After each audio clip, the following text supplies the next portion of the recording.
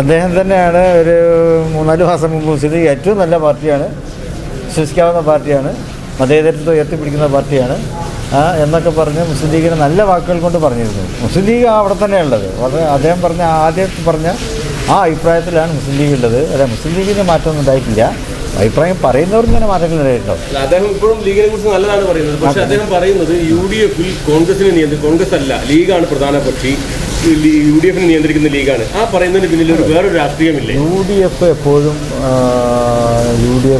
മുസ്ലിം league UDF-ൽ ഒരു പ്രധാന കക്ഷിയാണ്. പ്രത്യേകിച്ച് ഇപ്പോൾ നമ്മൾ രണ്ടാം കക്ഷിയാണ്.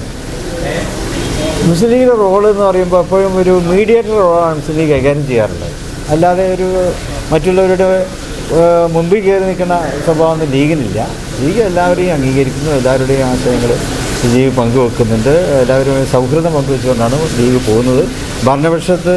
പ്രതിപക്ഷത്തിരിക്കുമ്പോൾ ഭരണപക്ഷത്തെയും ലീഗ് ബഹുമാനിക്കും, ഭരണപക്ഷത്തിരിക്കുമ്പോൾ പ്രതിപക്ഷത്തെയും ലീഗ് ബഹുമാനിക്കും. അതാണ് ലീഗിൻ്റെ ഒരു ശൈലി. അതല്ലാതെ വേറൊരു ശൈലിയൊന്നും ലീഗിനില്ല. ലീഗിനെ ചാരി ഭൂരിപക്ഷ വോട്ട് ഉറപ്പിക്കാനുള്ള ഒരു തന്ത്രമാണോ ഇടതുപക്ഷം ശ്രമിക്കുന്നത്? അങ്ങനെ തോന്നിയിട്ടുണ്ടോ? അതിപ്പോൾ എങ്ങനെ ചെയ്യുക? ലീഗിൻ്റേതായിട്ടൊരു രാഷ്ട്രീയം ലീഗിന് എപ്പോഴും ഉണ്ട്. അതിൽ ലീഗ് എപ്പോഴും ഉറച്ചു നിൽക്കും.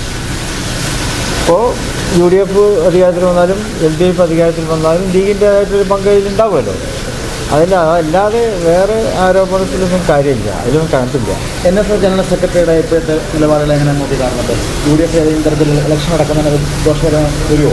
അല്ല, ഇലക്ഷൻ ഇനിയും സമയമുണ്ടല്ലോ. രാഷ്ട്രീയമായിട്ടുള്ള നീക്കുപോകൾക്കും ചർച്ചകൾക്കും ഒക്കെ ഇനിയും സമയമുണ്ട്. അപ്പോൾ ഒരു അന്തിമ തീരുമാനം വരുന്നേ ഉള്ളൂ ആ കാര്യത്തിൽ. ഈ തർക്കമൊക്കെ വെക്കുമ്പോഴും അവർക്കൊക്കെ ലീഗുമായിട്ടും പാലക്കാട് കുടുംബമായിട്ടൊക്കെ വലിയ ബന്ധമുള്ളവരാണ്, കുമാരൻ നായരായാലും ഒക്കെ. ഒരാവശ്യം വന്നാൽ തങ്ങളും ലീഗൊക്കെ അതിനകത്ത് ഇടപെടും. തീർച്ചയായിട്ടും. നമ്മൾ കേരളത്തിൻ്റെ ഭാവിയാണ് നമുക്ക് പ്രധാനമായിട്ടുള്ളത്. കേരളത്തിൽ സമാധാനം വേണം, സാമൂഹ്യ സൗഹാർദ്ദം വേണം, വികസനം വേണം, മാറ്റങ്ങൾ വേണം. അതിന് ശക്തമായിട്ടൊരു ഗവൺമെൻറ് ഇവിടെ ആവശ്യമാണ്. ആ ശക്തമായിട്ടുള്ള ഗവൺമെൻറ്റിന് എന്താണോ ആവശ്യം അതേ കാര്യത്തിലൊക്കെ ലീഗ് പ്രതിജ്ഞാബദ്ധമായിട്ട് മുന്നോട്ട് പോകും.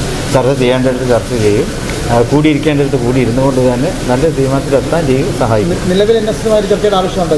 UDF-നെ ശക്തിപ്പെടുത്താൻ എന്താണോ ആവശ്യം ആ കാര്യത്തിൽ ലീഗ് മുന്നിട്ടുള്ളത്.